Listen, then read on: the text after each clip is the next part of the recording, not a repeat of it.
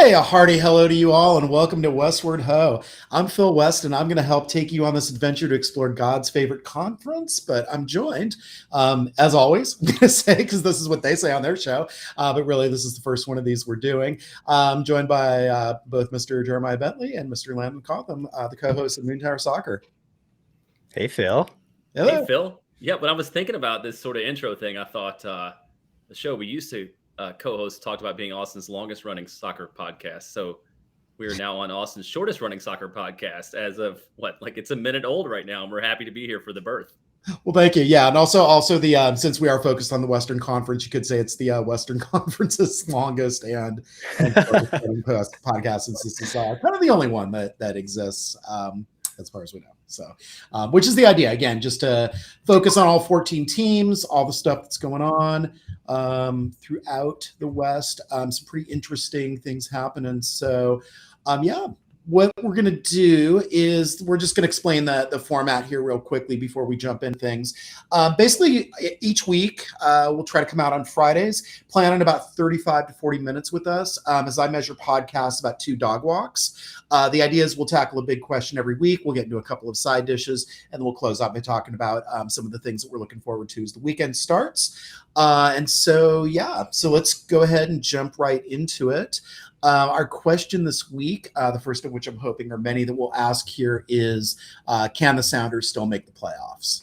So let's go ahead and just kind of set the table on what's going on, and then we can just kind of start bringing in kind of our views about the team from Seattle, perennial power in the West, obviously, winner of 2 MLS Cups, and most recently, of course, and we have to kick off with this, of course, they are the CCL champs. Part of the reason that I thought this would be a good week to kick off the podcast is we finally have a team from the West that has won, or a team from MLS, rather, a team from the West, but also a team from MLS that has won CONCACAF Champions League. Not an easy thing to do. That's obviously awesome. And here's where they are right now. So they're 2-5-1 after 8 matches. They have a couple of games in hand over some other teams in the West that are above them, in part because MLS let them take some time off so they can go ahead and win CCL.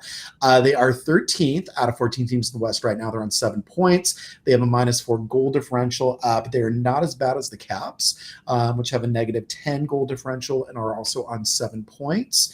João Paulo, who is their excellent defensive midfielder. I guess the CONCACAF gods demanded a sacrifice, so he gave up his ACL in that game, and unfortunately is out for the rest of the season. And then their last 3 matches, they had a 1-0 loss to Inter Miami at home.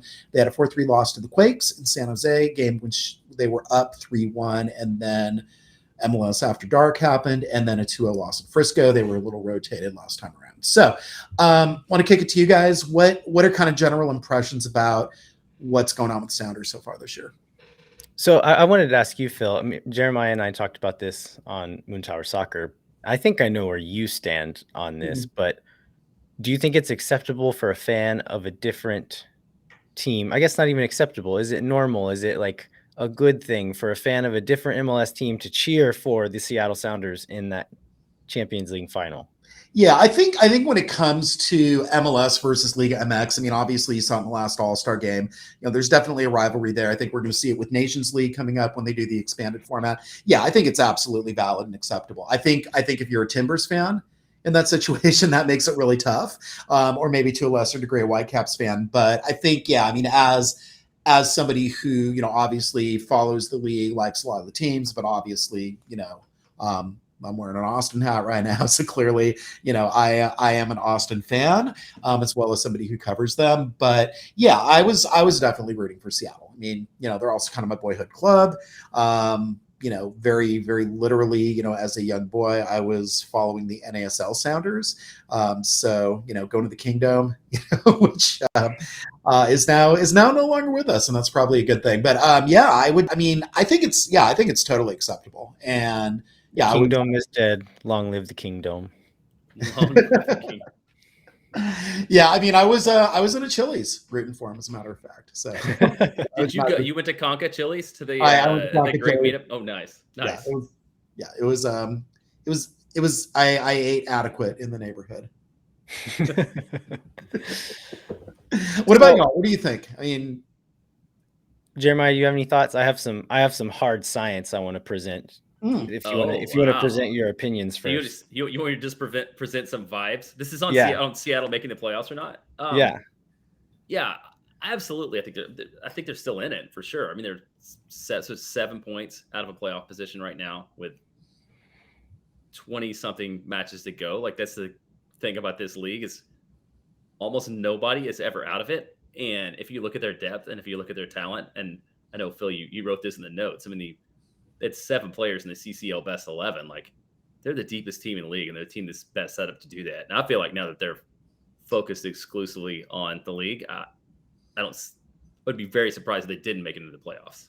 Yeah, I mean, we're not going to talk about the East too much in this podcast, obviously, because we focus on the West. But you look at NYCFC. I mean, they were released from the shackles of CCL competition after losing to Seattle in the semis, and they went on a tear, and all of a sudden they're back in playoff position where they weren't to start that. So yeah, I mean, it's certainly something where they can make that up. I mean, again, yeah, the playoff line right now, it's 14. Minnesota's in 7th. Houston, Colorado right below them with 12 points. And so, yeah, I mean, especially with 2 games in hand, I mean, I think that's something that is make-upable.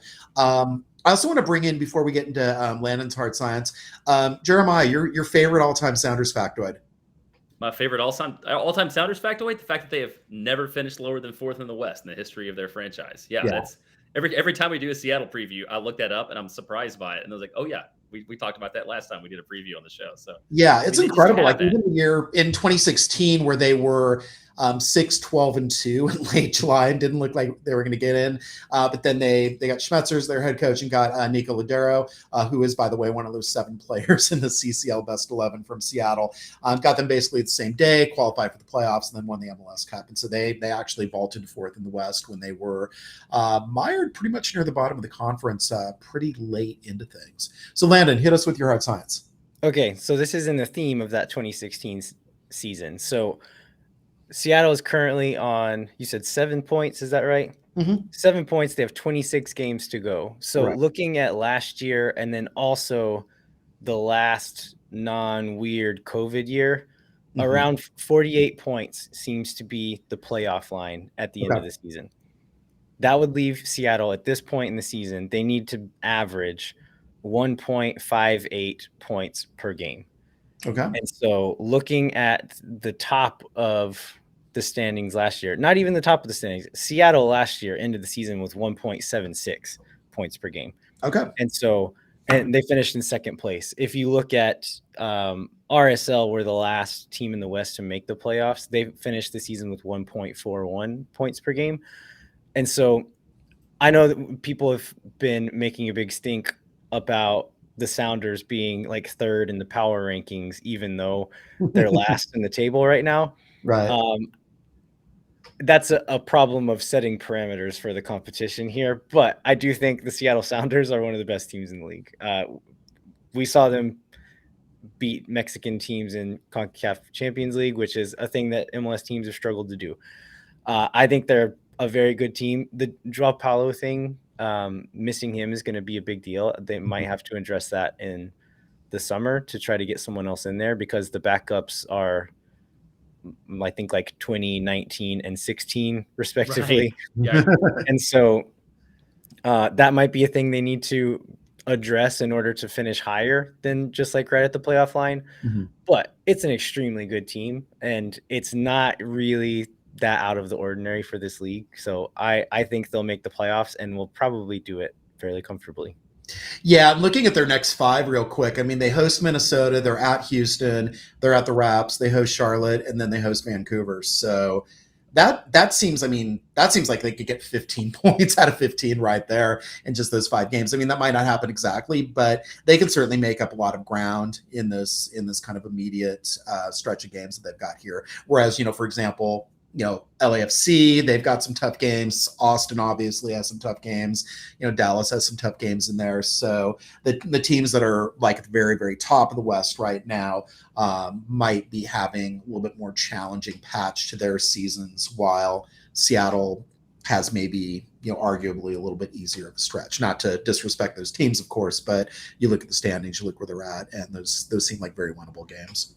And those teams are all teams that are sort of in that same general area, right? I mean, it's 3 points, pick up a win over Minnesota, like they pick up 3 in Minnesota stays. So they're going to be making up ground every time they pick up a victory. Like Minnesota, Houston, Colorado, they're all right there, sort of in the same section of the conference standing. So they can make up a ton of ground in short order that way because of their schedule. Yeah, absolutely. Okay, so Landon, you've weighed in. You think they are going to make the playoffs? Yeah, comfortably. Okay. Like, are they going to be 4th or higher again? Are they going to keep that streak? That's maybe the better question there. Will they continue the streak of 4th or higher?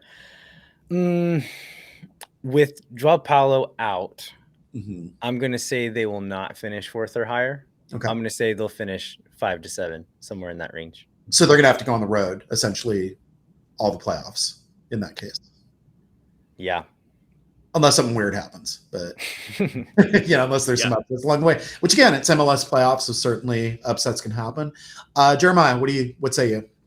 I think they're a playoff team, and I don't want to have to learn anything new about them. So I'm going to go ahead and say that they will finish 4th, so they can continue their ongoing trend of being. And I think they might have been. We haven't updated our Moontower Soccer like MLS draft thing in a long time, but I think I did not pick them like 1st overall. So like I'm kind of a Seattle homer in terms of my own interest, I think. Yeah, and that was a good solid pick. Yeah, I think I'm actually just like a week behind on that. I mean, you're still like way in front on that. So, and I don't think anything has really changed. Yeah, I didn't update it this past weekend, but yeah, I mean, there are a lot of surprising teams in the leftovers. For those of you who did not listen to that, yeah, we drafted 7 teams each, 1 through 21, and then there was a leftovers from 22 through 28. But yeah, one of those leftover teams actually is doing pretty well. We're going to talk about them towards the end of the podcast, getting into the weekend. But definitely, let's see, it's up to me. I guess I am going to agree with both of you. And again, yeah, I think maybe 5th, 6th is what is most kind of reasonable for them right now, just kind of given the slow start they have. And again, the Joao Paulo injury, I think, is going to be pretty big. And yeah, I don't think it's going to be easy. I mean, the thing is, the West is really super competitive. And now Nashville, obviously, they get the bulk of their matches at home after being on the road a bunch. So I think that's going to help them. And that's going to make that top 4 more challenging. All right. So basically we are now moving into the side dishes portion. A couple different things that we want to talk about, namely the US Open Cup going full MLS after dark. Definitely happened yesterday. And then also happening today. And as we're recording this here on Wednesday night, some games have wrapped. There are some games in progress. There's also a game that I believe got aborted. I said between. Yes, that's an awful description of a soccer match, but it happened. Yeah, the weather was pretty crazy there. So just kind of the basics here in case you haven't been following all your Western Conference Open Cup action. Dallas was up 2-0 and gave up 2 goals and also got a red card in regulation. They ended up tied 2-2 at the end of regulation, and then Kerry Shelton got a double. I think one of those might have been called an own goal, but let's functionally call it a Kerry Shelton brace. That one was brutal. The 3rd goal that KC scored. Oh yeah, I think Shelton hit it. The keeper saved it, and then it bounced off the back of, I think it was Edwin Cerrillo's head or back, and then went into the goal. And and then Obrion missed one. I think when it was 2-1, Obrion missed an open goal. Nobody in front of him, and just missed it. Yeah, so that ends Dallas's Open Cup run, and John Arnold was covering that for the striker. On our little WhatsApp chat that we did, we were declaring free soccer, and he said, "Do not want return," because I know what it is. I've been in that stadium late at night, and it's very hard to get out of, and rideshare doesn't really function in that part of Kansas City, so it's a really miserable place to be, and they have an Applebee's that shuts down early, but not much else around it. So that happened to them. And then LAFC beat Portland 2-0. Mamadou Fall had himself quite a goal celebration, the talented young center back for Jeremiah's boyhood club. He basically got up on the capo stand, put on a sombrero. There was yellow smoke. It was quite a time. And then Wednesday's matches, Houston continues as Texas is now lone U.S. Open Cup representative. Sebastian Ferreira got a late goal, beating SAFC 1-0. And then Nashville Atlanta just wrapped. Nashville ended up winning that 3-2 in OT, but yes, I didn't get to see this. You said there was a crazy call in this. Oh, one, right? So Hani Mukhtar sets up for a free kick, and on the replay, this is all over. Like soccer Twitter had a little meltdown at this point. Basically, Walker Zimmerman looks like he scores a header to equalize the game, but it's called for, I believe they call it offside. It might have been like an impeding thing more. If you look at the video, there's clearly 2 Atlanta defenders that are keeping all the Nashville players on side. But yet it get called, and they don't have VAR in U.S. Open Cup, so it was at the referees and the linesman's discretion. And the broadcasters, they kind of had themselves quite a time when the equalizer did get scored by CJ Sapong right before the end of the 90 plus, they think like about 6-minute stoppage time. They declared justice and ball don't lie. I think they were not Nashville commentators. I think they were just calling it. So, but they suddenly kind of became Nashville homers in that moment. And then, Ethan Zubak, former LA Galaxy player, now with Nashville, he scored the winning goal. So, justice was served. Justice was served. And then, speaking of the Sounders, I mean, I don't know how this is going to quite turn out right now, but the Quakes are beating them 1-0 in Open Cup first half action, or at least they were when we started the podcast. So that might be a blessing for them as well. Yeah. To not have to play any more midweek games. Maybe they don't need an additional competition, right? So because again, that's the big thing with CONCACAF Champions League for those teams in it, having to play that and the MLS schedule at the same time can be really, really rough and can definitely impact their chances. So are you guys enjoying the Cup this year? I want to go back to the Mamadou Fall goal celebration. And I want to say, if somebody in Austin was going to do that, like who is your Austin FC player is most likely to climb up on the capo stand, take a sombrero? We know Julio Cascante has tried to jump boards before and like almost injured himself. So like I would like that not to be him. Like, who do you see as the guy that's most likely to do that? I think Diego. Yeah, it's got to be Diego. Although maybe it's whoever, and this is kind of a shout out to Moontower, whoever is most recently in a Spartan race. And like that kind of training. They might injure need themselves. to climb obstacles. Exactly. Yeah. But the other weird thing about this is, and I just noticed this from like rewatching a lot of the highlights, like, but none of that stuff ever happens in the South End either, right? Like, there's some in Austin. There's some, what is it, like 70% of the goals or something have been scored in the North End.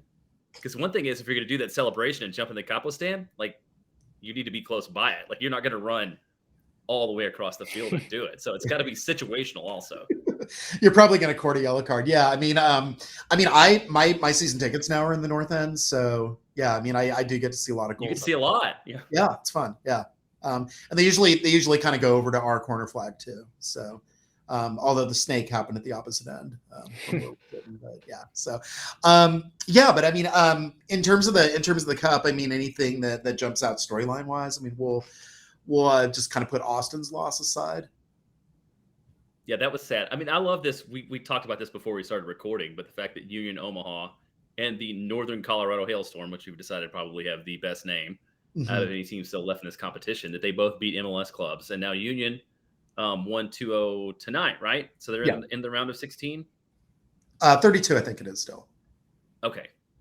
Yeah. And then I guess as of this very moment, LA Galaxy is losing to somebody called Cal United Strikers, which would be the craziest probable outcome out of everything in this round. That's one of the NISA teams. So yeah, they're essentially like third division, and they're beating the Galaxy right now. And that's actually by the magic of the Cup.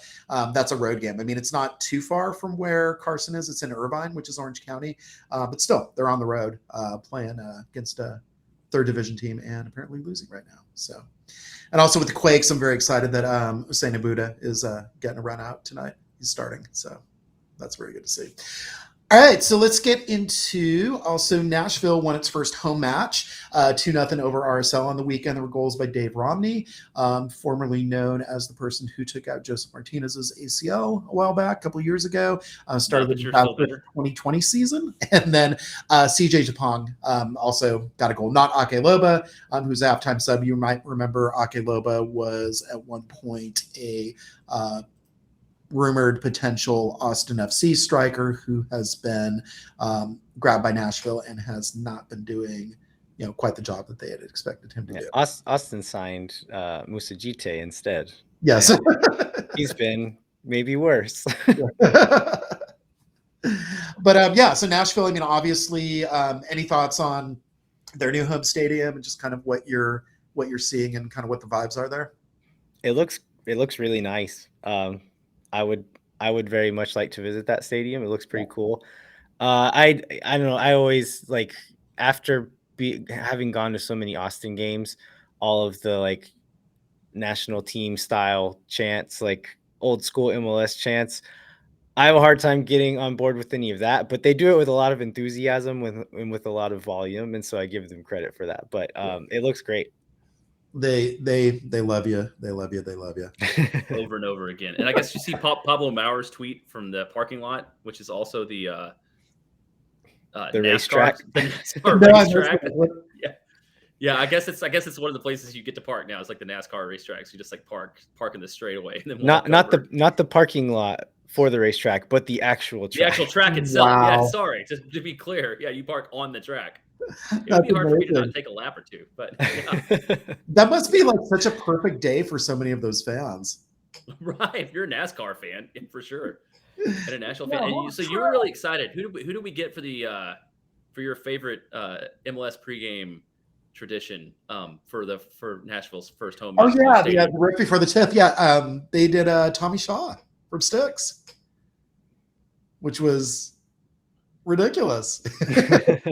Incredible. Soccer Moses was there, obviously in the stands, who is like probably one of the more higher profile fans right now. The of course, Jars of Clay guitarist who puts on a fake beard and waves a 2-stick around it. I think his 2-stick now says the Promised Land, since they're in a new stadium. It was always Let My People Goal before that. Which I appreciate the dad joke worthiness. I thought that was pretty good.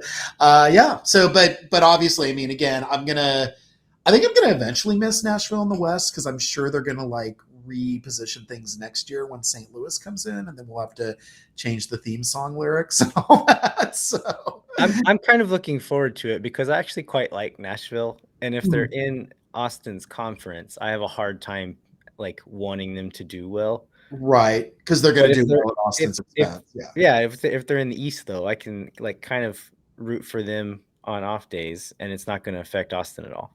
Right. Yeah. No, that's a way to think about it. But yeah, so certainly, I mean, I think they're going to be a force. I think they're going to be, and again, like 30,000. I don't know if that's like too big for a soccer specific stadium. I was talking to some folks on Twitter about that, like.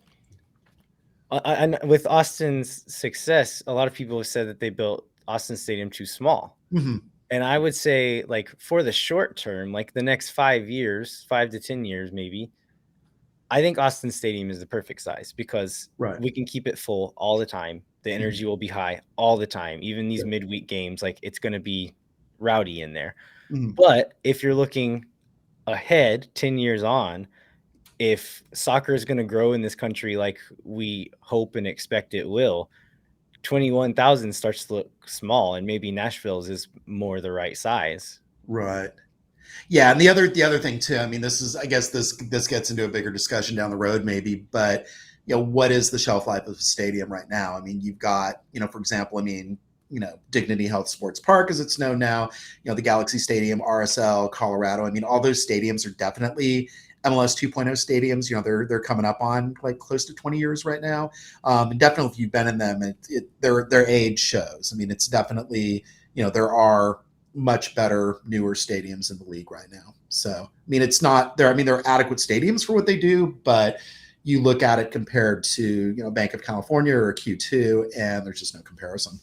Do you feel like the design of the two you just mentioned, Bank of California and Q2, do you feel like that's a more timeless design as far as layout goes? Because LA Galaxy Stadium feels very like year 2000 to me. Mm-hmm. And whereas like Q2 is built more like an old English style stadium. And so like that design is still good. Even those very old stadiums over in England still look great and feel great when you're in them.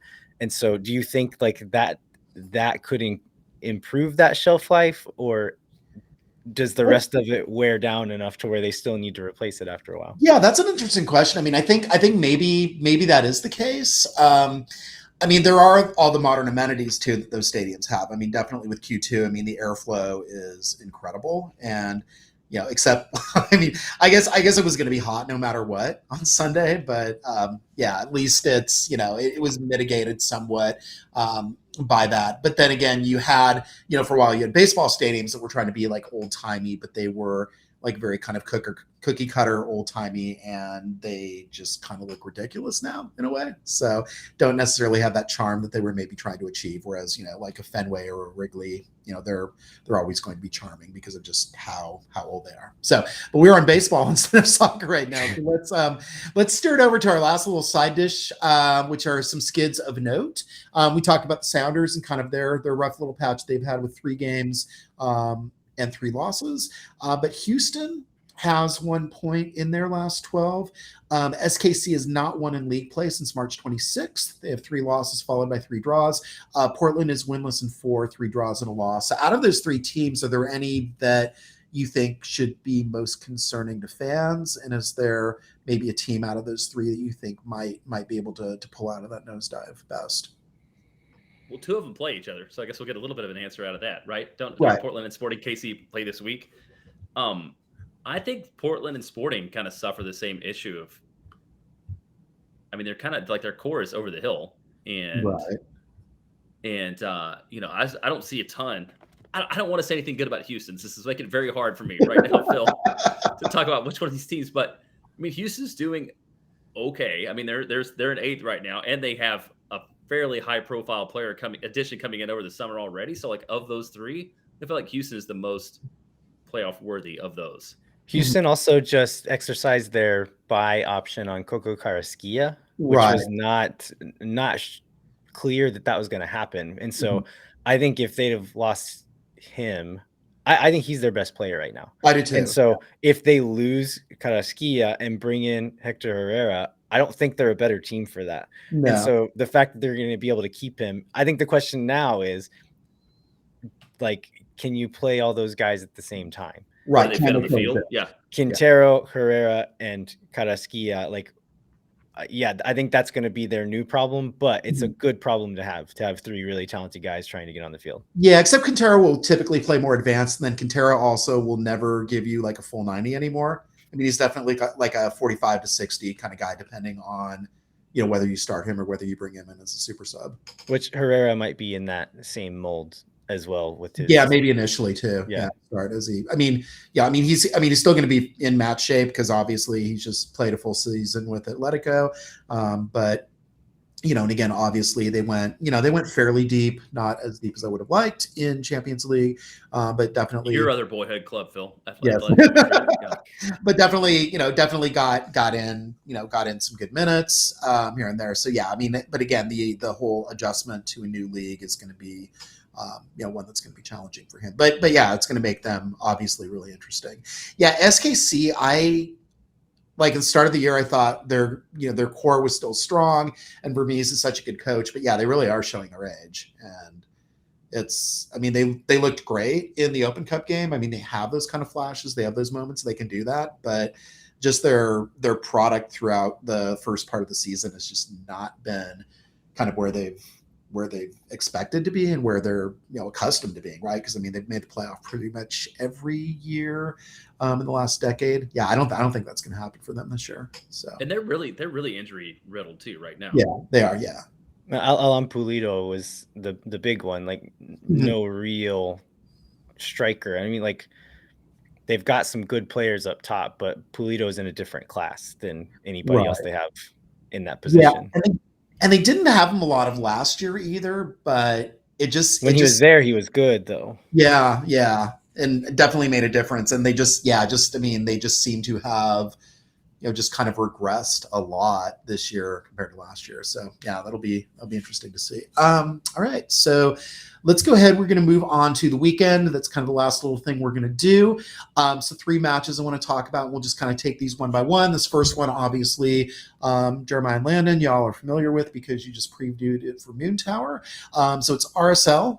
Playing against Austin FC. This is kind of projected as a kids table match start of the season. A lot of people, including us, did not have a lot of faith in how Austin and how RSL were going to do. Thought we would see them both miss the playoffs, but now this is a number 2 versus number 5 in the West matchup. Yeah, I think this is kind of looking at Austin's lineup for May. I think this is kind of a must-win game. Mm-hmm. Like RSL is not a scrub team. I think maybe 5th position is a little bit flattering for them at this point in time, but they're not bad. It's on the road, playing at altitude, and so it's not necessarily going to be an easy one for Austin, but it doesn't get easier going forward for Austin. Right. And so I think RSL will be motivated to get a result, but Austin should be motivated because results are only going to get harder to come by. Right. I mean, I think what I was kind of hearing from y'all's assessment was that RSL is okay. Yeah, they have a -5 goal differential right now. And they got thumped 6-0 by NYCFC during a single game. So that adds to that. But if you take that away, it's still a +1 goal differential, which is not the kind of goal differential you usually see at the end of the season in a top 5 team. Right.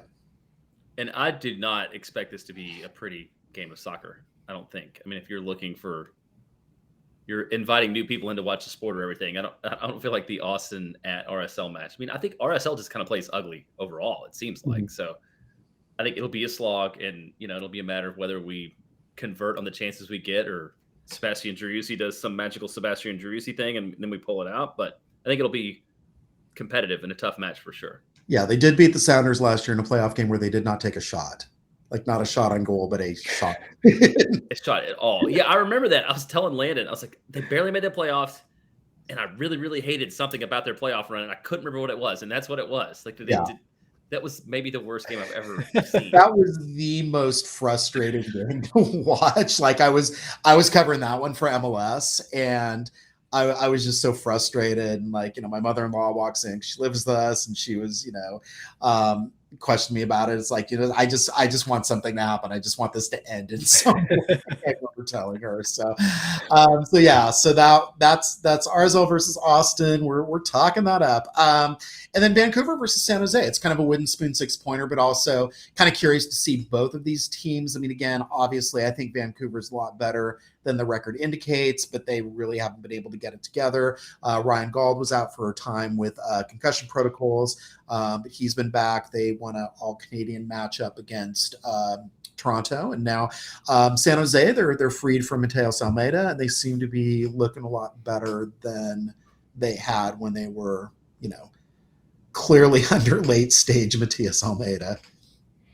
Yeah, that one could end up being kind of a fun one. I haven't gotten to see much of San Jose since like in the post Almeida era, but from listening to Extra Time, Matt Doyle keeps talking about Francisco Calvo just kind of doing whatever he wants still. Like, he didn't get the memo that Almeida's gone, and still just like, no, I just run wherever I want on the field all the time, no matter what. And the Whitecaps, like on a decent night, have players who can punish you for that kind of stuff. So I'm just for entertainment purposes, I'm hoping this one is a San Jose special and ends 4-3. Probably will. Yeah. It could. And I mean, I still go back to like the fact that like if you go to FOTMob, Sebastian Berhalter is Vancouver's second best player on the year, which I think shows how Vancouver's season has gone to date. And I'm surprised by that. I mean, I'm surprised that they're -10 in goal for differential. It seems like there's a better team there, somewhere that's waiting to come out. But we did see them not that long ago, like on their way to that negative goal differential, playing Austin and losing 3-0, which was, I mean, that's a big piece of it. Yep. Yeah. I mean, your takeaways from that obviously is that, Austin just kind of bossed that game, and there wasn't really anything that Vancouver could do. Also missing quite a few players though. Like they went on that late run last year once Vanni Sartini took over. Right. And a lot of the guys who were leading that charge were not in that game in Right. Austin, including Ryan Gauld. And so if they can get healthy, maybe they can make that run again. But they have not looked like that team so far yet. Yeah, but like the Sounders, they have a big hole to climb out of, and they do not have probably 7 CCL best 11 players on their team. To do it with. Yeah.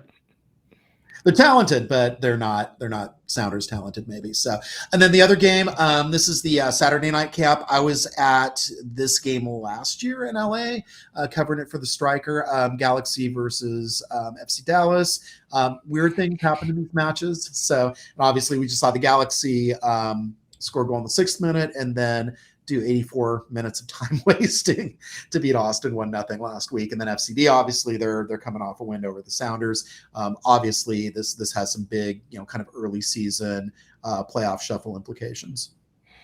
Yeah, this one is like a similar matchup for Austin and LA, where LA Galaxy is not giving up many goals. They're going to be tough to score on this year. So Dallas has scored quite a few goals. I think they're maybe tied for 3rd in the Western Conference as far as goals for.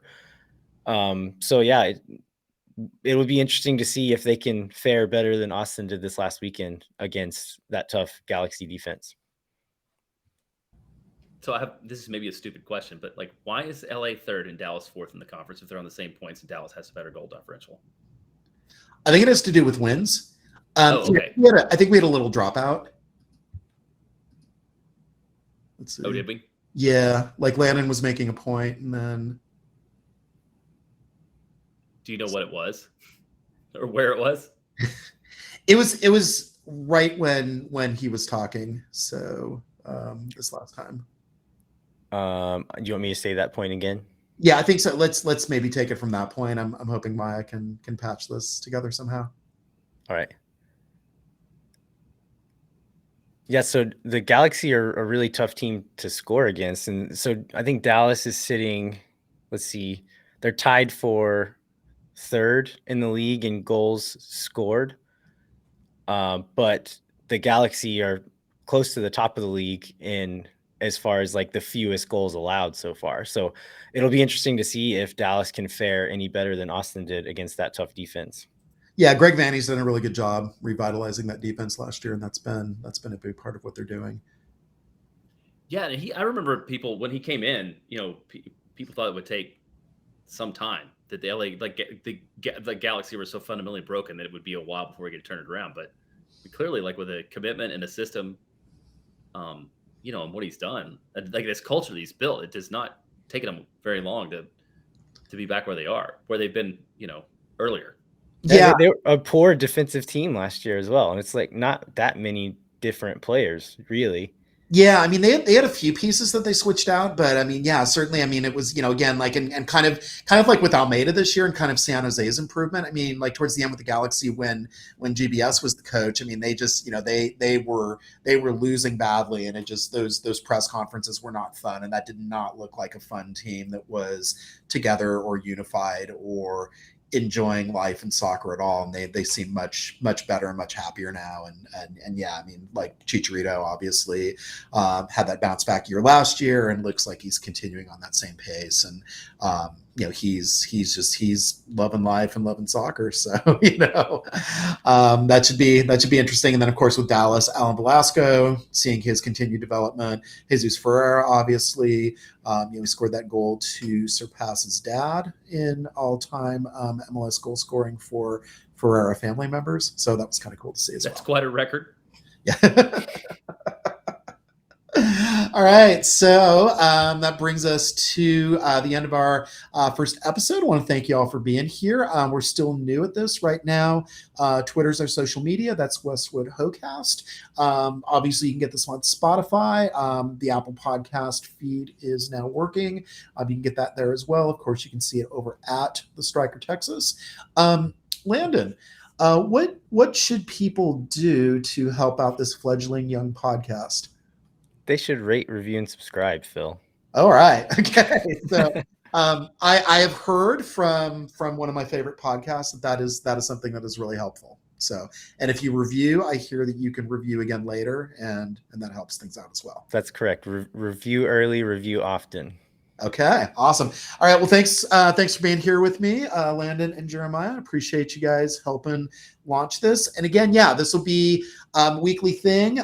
Sometimes we'll have both of these fine fellows on.